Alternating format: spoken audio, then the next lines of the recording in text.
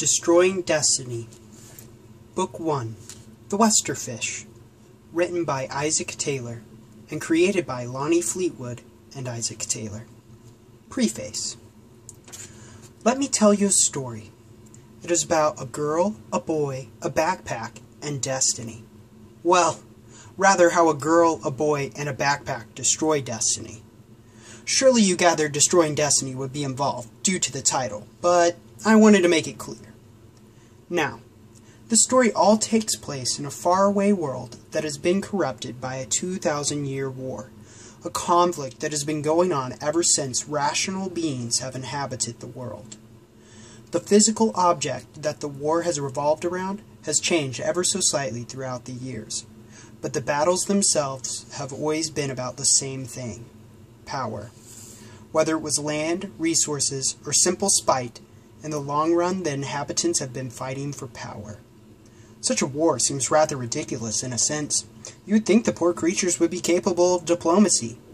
But that is not so, because they are selfish and truly wish to have control.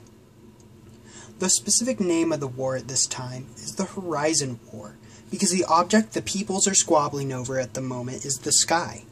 Well, who controls the sky, that is. If controlling the sky is an odd concept for you, let me explain. In the wilderness of this planet, there is a building. Within the building is a control room. In the control room is the mechanical means for manipulating the sky, as in controlling the weather, the moon, and the sun. You can see how in the wrong hands this could promote trouble. Trouble, some of you may ask. Once again, let me explain the poor inhabitant situation. At this point in time, a particularly evil lord and his henchmen have control of the room. Therefore, if a tribe isn't in support of the evil lord and his plans, then they forgo long periods of night, drought, or storms. Thus, much of the world is destitute. The evil lord, known as Dark Lord Jane, in turn, has much power.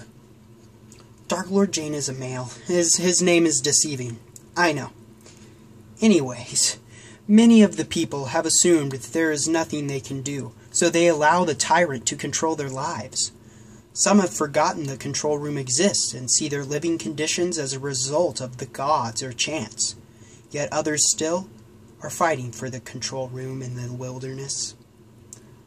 Although all of the people, whether passive, ignorant, or fighting, have come to know the evil lord as Destiny. They call him Destiny due to his influence on their lives. If he wishes for more fruit, the people will undeniably harvest it. The evil lord desires water, so the subjects gather it. Destiny commands the death of one or many, and it is carried out willingly. All in fear of the desolation and mass death that Dark Lord Jane can bring upon them through the sky. Nevertheless, there is still ongoing conflict with the brave few. Some of the warriors are noble and wish to share the room's potential prosperity, while most, whether they realize it or not, are just as corrupt as Dark Lord Jane and want the room for power. In short, this story is about 3 of the brave few and their journey to the control room. It is about a girl, a boy, and a backpack, ending the Horizon War and the world's battle against destiny.